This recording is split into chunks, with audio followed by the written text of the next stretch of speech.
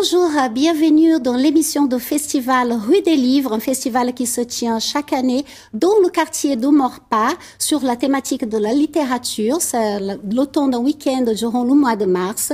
Et ce festival propose habituellement donc des rencontres avec des auteurs, des autrices, plein d'animations autour de la thématique de la littérature et du livre. Cette année, Rue des Livres s'adapte et propose 5 émissions qui seront diffusées durant 5 semaines consécutives sur TVR. C'est aussi l'occasion de traiter 5 thématiques différentes et aujourd'hui, ça sera le cas pour la littérature jeunesse. Afin de rendre ce festival encore plus accessible, Rue des Livres a décidé de vous faire des émissions sous-titrées et traduite en langue des signes par Pascal Di Piazza. À mes côtés, Sophie Batelier. Bonjour Sophie. Bonjour. Vous travaillez donc à Rue des Livres et plus particulièrement auprès des publics jeunes. Oui, tout à fait. On a une attention particulière pour toucher le jeune public et plus particulièrement le public scolaire. Donc pour ça, on travaille avec les équipes enseignantes de collèges de la ville de Rennes ou du département. Et à l'année, on mène notamment des résidences d'auteurs. On propose à des auteurs de venir sur des rendez-vous réguliers pour faire des ateliers d'écriture avec des élèves de classes ciblées et ensemble, ils vont pouvoir produire des textes collectifs. L'idée étant de pouvoir amener les élèves vers la pratique de l'écriture, une écriture qui se fait en classe mais qui potentiellement peut aussi se prolonger par la suite chez soi. Et on a à cœur aussi de publier un recueil de ces écrits qui sont écrits tout le long de l'année aux côtés de l'auteur pour qu'ils puissent eux-mêmes après valoriser leur travail auprès de leurs proches. Donc l'idée c'est vraiment de faire un déclic et de mettre de côté tous les freins par rapport à l'écriture qu'on peut rencontrer. Donc ça, c'est le volet résidence d'auteurs qu'on mène, mais il y a également sur le temps du festival les rencontres scolaires où les auteurs vont directement dans les classes rencontrer les élèves et les enseignants. Donc c'est un temps qui est vraiment sur le temps du festival. Tous les élèves de la maternelle au lycée jusqu'à des étudiants ponctuellement reçoivent les auteurs dans leur classe. L'idée étant de passer vraiment un moment privilégié pour pouvoir poser des questions aux auteurs dont ils ont lu pour la plupart leurs ouvrages et les questionner sur leur métier plus globalement. Mais on passe une sorte un peu de charte morale, j'ai envie de dire, avec les équipes enseignantes en disant que cette notion d'accueil est primordiale et il me semble que la plupart du temps, les auteurs sont accueillis dans les classes avec les productions même des élèves qui sont là pour lire à voix haute, des fois des extraits des bouquins, mais aussi ils ont revisité par exemple les couvertures de certains livres, ils sont là aussi pour lire leurs critiques, ils ont également produit des dessins. Donc ça permet d'avoir vraiment un lien direct et un échange fluide et dynamique. Et donc, effectivement, ce travail qui est mené aussi bien durant toute l'année en classe et en ce moment avec la tenue de festival au moment fort, ça donne l'occasion de traiter ce sujet de la jeunesse, de la littérature jeunesse plus particulièrement. Oui, on a voulu s'axer là-dessus parce que souvent on entend dire dans les médias qu'arrivé à l'adolescence, les jeunes ne lisent plus, en tout cas mettent la pratique de la lecture de côté. Alors c'est un fait qui est réel, au collège la lecture a tendance à se réduire et on dit aussi que les jeunes passent la plupart de leur temps sur les réseaux sociaux, mais on voulait un petit peu en être sûr. En tout cas, on sait que sur les jeunes qui continuent de lire, la plupart d'entre eux, la grande majorité d'entre eux lisent pour le plaisir. Et ça, c'est une bonne nouvelle. Et donc, on se rend bien compte que la lecture a une place dans le quotidien des jeunes. Et on trouvait ça intéressant de laisser la parole justement à 2 auteurs, notamment 2 auteurs de romans jeunesse qui sont à nos côtés. Donc, à savoir Caroline Solé. Bonjour. Bonjour. Jean-Christophe Tixier. Bonjour. Bonjour. Et Amélie Rault, qui est libraire de la Courte Échelle à Rennes et également membre du comité d'organisation du prix Ado 35. Bonjour. Eh bien, bonjour Amélie, bonjour Jean-Christophe, Caroline. Ce prix Ado 35, Amélie, c'est quoi exactement? Alors, c'est un prix littéraire autour de la littérature ado qui a été créé en 93, donc c'est la 28e édition. Et il est destiné en fait aux 13-15 ans.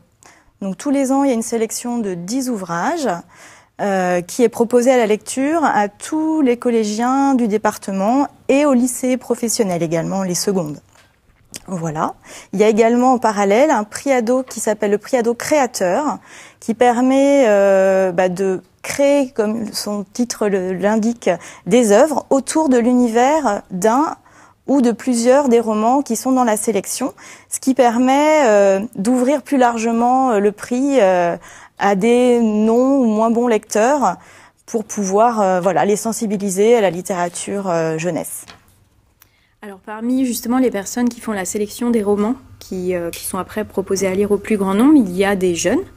Et quel est leur rôle justement dans ce comité? Quelle est la plus-value qu'ils apportent à ce travail collectif? Le comité est donc composé de professionnels du livre et de l'éducation, et autour de chacun de ces professionnels existent des comités de lecture ados, donc soit dans les collèges, les bibliothèques, les librairies.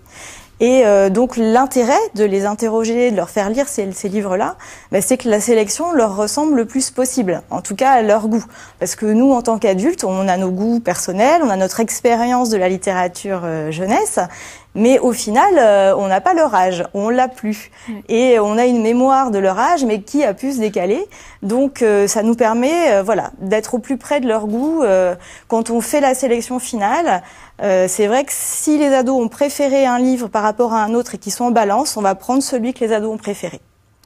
Et justement, pourquoi le choix de retenir des romans quand on sait que les mangas et les bandes dessinées sont les livres les plus appréciés des jeunes? Justement, parce que c'est beaucoup plus facile pour eux d'aller vers une BD ou un manga. Donc l'idée, c'est de valoriser cette littérature-là en mettant aussi des textes courts, des textes voilà de différents genres, pour ouvrir et leur montrer qu'il existe autre chose et que ça peut aussi être un plaisir et ça peut aussi être simple. Voilà. Et puis on leur demande pas de lire les 10 titres de la sélection, mais voilà, d'essayer. Et en général, ça fonctionne bien. Pourtant, eh bien, nos deux auteurs et autrices qui sont aujourd'hui ici sur le plateau, ce sont des habitués de recevoir des prix pour la littérature jeunesse. Qu'est-ce que ça vous fait d'ailleurs de recevoir un prix, notamment dans ce genre qu'est le vôtre? Alors souvent les prix sont des prix de lecteurs. Nous, quand j'ai une idée, je ne sais pas si je vais arriver au bout d'une histoire. Quand j'arrive au bout d'une histoire, je l'envoie à un éditeur et je ne sais pas si l'éditeur va me dire oui ou non pour une publication. Et puis après, quand le livre sort, est-ce qu'il va rencontrer son public ou pas? Et quand après il est sélectionné par des professionnels du livre, alors c'est formidable d'avoir un livre qui est sélectionné, ça veut dire qu'il a été repéré. Et quand il obtient un prix de lecteur, c'est un bonheur absolu. Et vous, Caroline? Oui, tout à fait. Je pense qu'on a une activité très solitaire. Quand on écrit, on est seul, avec notre imaginaire, dans une fiction, dans un monde qui n'existe pas. Et recevoir un prix, comme l'a dit Jean-Christophe, il y a toute une chaîne où petit à petit, l'autre arrive, le lecteur, on n'est plus seul, il se passe quelque chose, ça devient réel. Et donc je pense que le prix a une valeur symbolique très forte et très importante de reconnaissance de notre travail et de nous permettre d'être dans la vie, tout simplement. Oui, vous faites de la fiction, mais c'est quand même très étonnant parce que vous connaissez assez bien ce qui se passe dans la vie des jeunes, on peut le dire. J'ai lu par exemple 10 minutes trop tard, qui est une histoire des adolescents qui sont ensemble en train de faire une sorte de jeu un peu dangereux, on va dire. Eh bien, ça tourne mal parce que peut-être 10 minutes trop tard, je ne dirai pas plus, on va pas le spoiler, n'est-ce pas? Mais comment vous faites pour effectivement, alors que vous êtes des adultes, les adultes que vous êtes, vous réussissez à écrire et à rentrer vraiment dans l'univers des adolescents, des plus jeunes?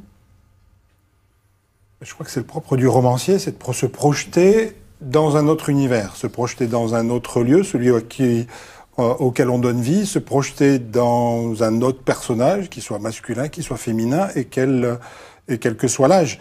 Je crois que une des qualité première pour pouvoir écrire, c'est peut-être l'empathie. Se mettre dans la tête de quelqu'un d'autre, essayer de réfléchir à comment il voit les choses, comment il les perçoit, comment il les vit. Et moi, j'ai l'impression de faire le même travail qu'un acteur qui rentre dans la peau d'un personnage pour en ressentir les émotions et les restituer aux autres. Et quand j'écris sur la série 10 minutes, je vais rentrer dans la peau des personnages, qui soient un garçon ou une fille, et j'ai leur âge, et j'essaye d'adapter leur code. Et je crois que c'est ça le bonheur d'écrire aussi, c'est de pouvoir aller vivre toutes les autres vies. Sophie? Alors tous les deux, vous racontez des histoires sur des moments de l'adolescence qui, parfois, en tout cas souvent, sont fragiles, sont des parcours difficiles dans les histoires de ces jeunes-là. Et pourquoi c'est important pour vous d'en parler justement? Moi, j'ai l'impression d'écrire sur des parties de ma vie, des moments de ma vie que je n'ai pas bien compris. Souvent, on me demande, est-ce que tu écris avec un plan? Comment tu fais? Mais ce qui fait la littérature ou l'écriture, c'est ce qui va déborder du plan, ce qui nous a échappé de notre propre vie.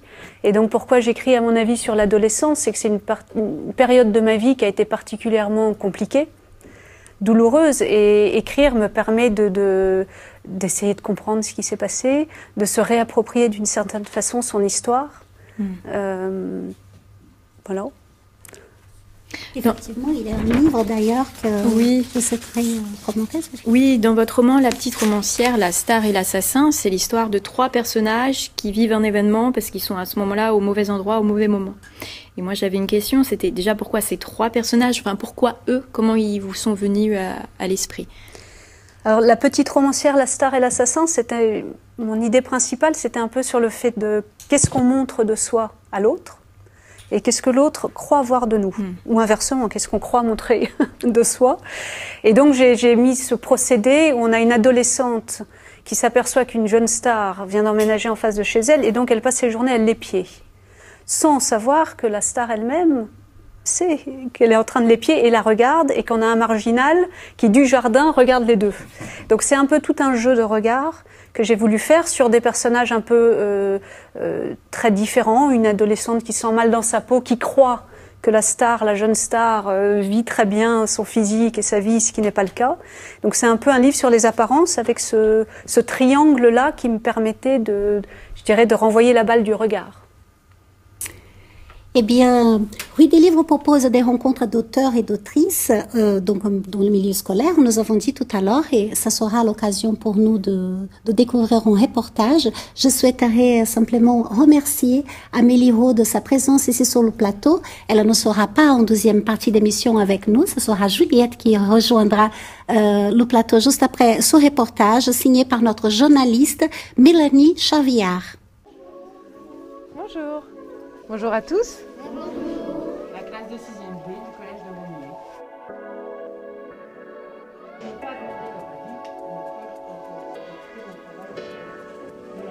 Quand j'ai su que Rue des Livres pouvait faire bénéficier les collèges d'une rencontre avec les auteurs, j'ai tout de suite mentionné notre candidature, puisqu'il me semble très intéressant, voire primordial, de faire rencontrer les élèves avec un auteur, et se rendre compte que derrière les livres, il y a une personne en chair et en os, quelqu'un qui vit comme eux et qui peut leur expliquer leur parcours et forcément leur donner envie de lire.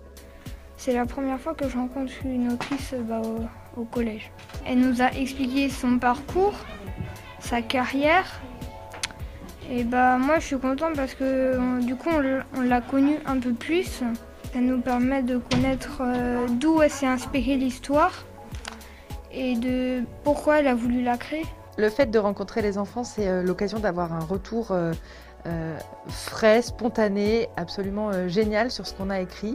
Et c'est un peu un cadeau, en fait, quand on sort de son antre, de sa solitude d'écriture, de se retrouver face à une classe entière qui a des avis différents sur ce qu'on a écrit et qui est prête à les partager avec l'auteur, avec l'autrice. C'est merveilleux. Écrire des livres, vous a-t-il changé ? Est-ce que moi, ça m'a changé ? Je ne sais pas comment je serais devenue si j'avais pas écrit de livre. Je pense que ça me fait du bien, que ça m'apaise. Là, ce qui s'est passé dans cette rencontre-là, c'est, je pense que c'est un petit peu sans filtre. Et du coup, effectivement, ça peut être parfois surprenant ou déstabilisant. Mais moi, je trouve que ça fait partie... j'ai pas envie j'aurais pas envie de gommer ça, en fait, cette spontanéité-là. Pourquoi êtes-vous devenue autrice ? Je suis devenue autrice sans bien savoir pourquoi, à vrai dire. Je crois que c'est parce qu'on m'a fait lire des livres très tôt. J'ai toujours baigné dans les livres. Je dictais des histoires à ma maman, je faisais des dessins et j'assemblais ce que je lui dictais et ce que je dessinais. Et avec ça, je disais que je faisais des livres. Dans toutes les classes, il y a des enfants qui écrivent. Et je suis pas étonnée, c'est pour ça que je m'arrange toujours pour leur dire qu'à leur âge, j'écrivais déjà. Parce qu'il y en a toujours qui écrivent, il n'y en a pas toujours qui sont capables de le dire devant les autres. Et puis l'écriture peut prendre plein de formes aussi. Il y en a qui sont persuadés qu'ils font des petits mangas de leur côté, mais qui n'écrivent pas. Il y en a qui sont persuadés qu'ils tiennent un journal, mais qui n'écrivent pas. Donc moi j'aime bien, si l'occasion se présente, dire aussi qu'il y a tout un tas de formes d'écriture. J'écris, je suis encore dans le déroulement de l'histoire, mais je vais bientôt passer à l'illustration. J'avais arrêté un peu d'écrire, mais du coup là ça va redonner envie.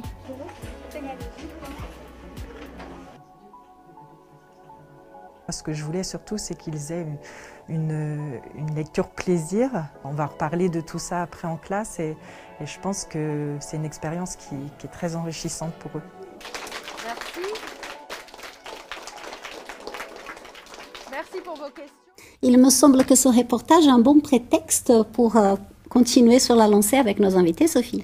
Oui, effectivement, j'avais envie de rebondir dessus. Est-ce que les rencontres scolaires que vous pouvez faire avec les élèves peuvent être des fois des sujets à matière pour vos prochaines histoires?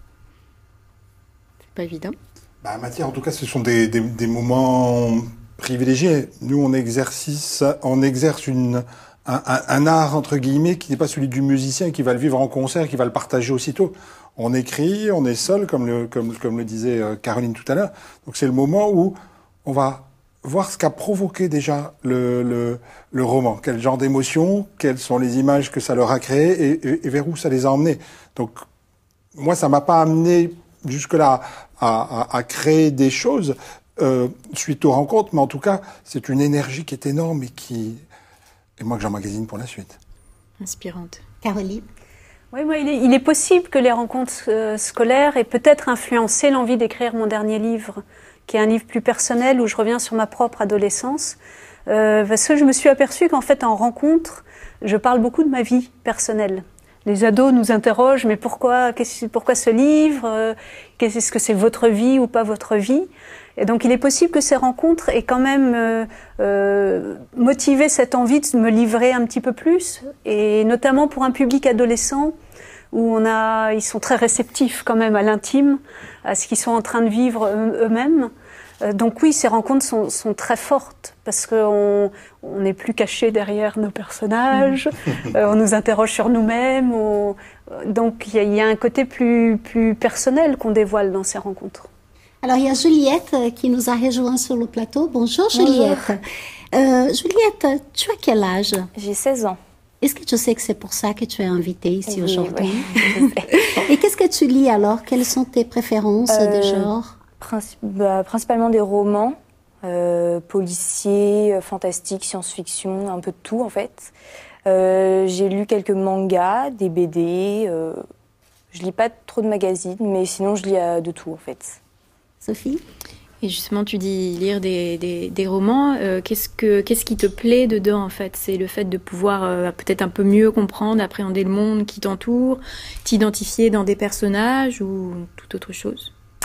Je m'identifie dans des personnages, oui. Il y a des fois beaucoup, même. J'ai l'impression d'être le personnage. Et sinon, c'est vrai qu'il y en a qui sont très psychologiques, qui donnent beaucoup de réponses sur le monde à venir, le monde adulte, le monde du travail aussi. Donc, et puis des fois, juste pour la fiction, le fantastique, juste pour l'imagination, tout ça.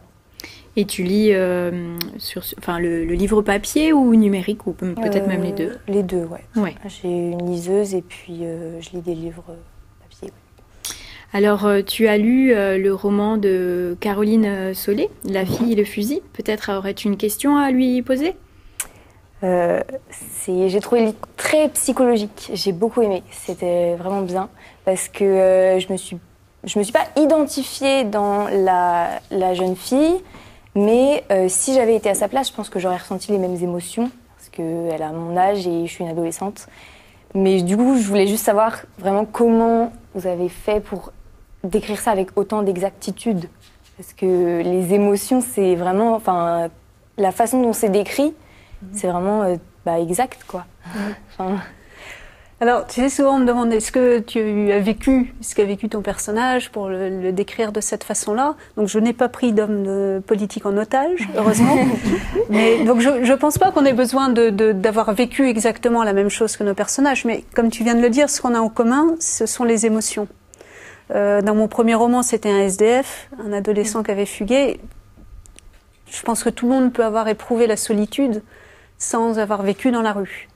Donc pour La fille et le fusil, je pense que c'était plutôt d'être dans la peau d'une ado qui se sent un peu invisible, à l'écart du monde, qui désespère de ça et qui va saisir sa chance comme elle le peut, d'une façon un peu dramatique, mais pour tenter de se libérer.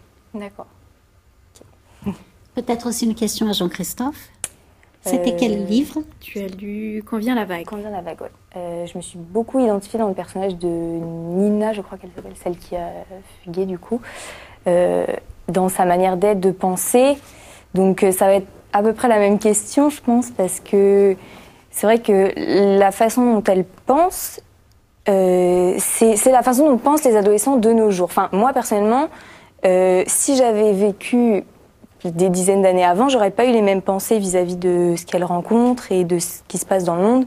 Donc comment vous avez fait pour décrire ça en sachant que vous n'êtes pas un adolescent à l'heure actuelle? Mais si. En tout cas, mentalement, peut-être encore. J'espère qu'il y a encore une partie d'adolescence en moi. Moi, moi, j'aime beaucoup écrire pour les adolescents parce qu'on est sur une période de pleine transformation et qu'on se construit en se frottant aux autres, en se frottant aux événements. Et comme on peut pas tout vivre dans la vie, le roman, c'est aussi une invitation à vivre une expérience. Donc là, la proposition, c'était de se confronter à la notion de secret de famille, de ce choix de disparition volontaire. Je dévoile rien puisque ça se fait d'entrée. C'est ce que je disais tout à l'heure. L'idée, c'est de pouvoir, moi, avant d'inviter le lecteur à rentrer, c'est moi de m'y projeter. Et quand j'écris ce genre de roman, je me mets complètement dans la peau. Et à un moment donné, je rejoins complètement Caroline, c'est-à-dire qu'on a un champ émotionnel parce qu'on a vécu, qu'on s'est frotté un tas de choses.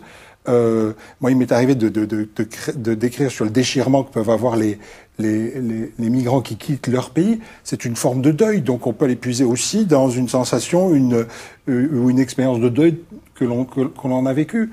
Et ce questionnement de l'adolescence qui est qui je suis, où je vais, comment je m'en sors et comment je fais, je crois que elle dépasse l'adolescence et je crois qu'on passe sa vie à se poser ces questions-là.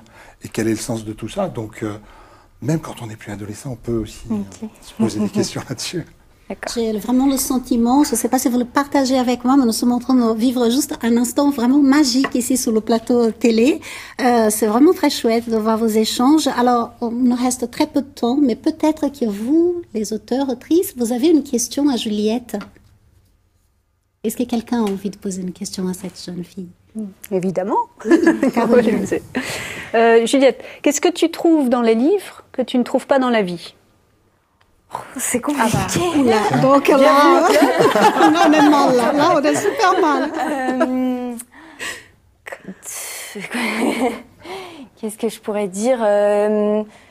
Tout ce qui est psychologique, c'est-à-dire que les gens n'extériorisent pas forcément tout ce qui est effectivement émotion, sentiment, c'est-à-dire que les personnes de mon âge, on partage pas tout entre adolescents et il y a des choses qu'ils ne disent pas aux adultes et donc tout ça, de découvrir en fait que d'autres personnes se sentent comme moi alors qu'ils ne le disent pas, je sais que je suis pas toute seule en fait et du coup c'est rassurant, j'aime bien.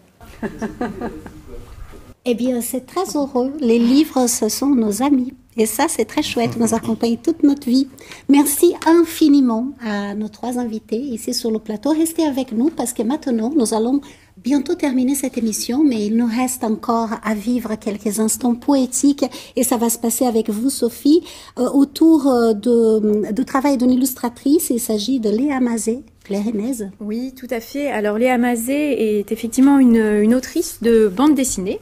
Renez, que nous on avait à cœur de présenter parce qu'il trouve qu'elle travaille avec des thématiques qui sont particulièrement chères aux jeunes lecteurs et lectrices, j'ai envie de dire. Elle joue avec malice avec les thèmes de la mort, de la famille, du secret, de l'enquête. Et sont des sujets qui, nous, de prime abord, peut-être nous semblent très sombres, mais qui, pour les plus jeunes, sont très intrigants et permettent aussi d'appréhender le monde peut-être plus simplement. Donc un petit clin d'œil sur une de ses premières BD qui s'appelle Elma, une vie d'ours, où Léa Mazet a réalisé les dessins.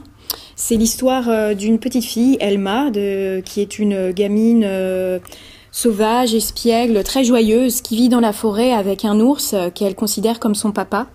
Sauf que cet ours a un lourd secret. Il sait que Elma, c'est la fille de la mage du royaume et qu'elle seule, Elma, va pouvoir sauver le royaume du monde des eaux. Et c'est avec vraiment le coup de crayon très raffiné, les couleurs pastel qu'a apporté Léa Mazet, qu'on arrive à toucher de plus près les émotions que porte la petite fille. Et on devine très vite que l'ours et la petite fille vont devoir se séparer, mais on y est très attaché et c'était très poétique comme voyage. Eh bien, peut-être que nous pouvons tout simplement continuer ce voyage pour cette fin d'émission avec ces images poétiques. Merci infiniment, Sophie. Merci encore à nos invités. Cette émission est également disponible en replay sur TVR et nous allons terminer. Donc, merci à tous et à bientôt pour de nouvelles aventures pleines d'histoire ici sur TVR et avec le Festival Rue des Livres.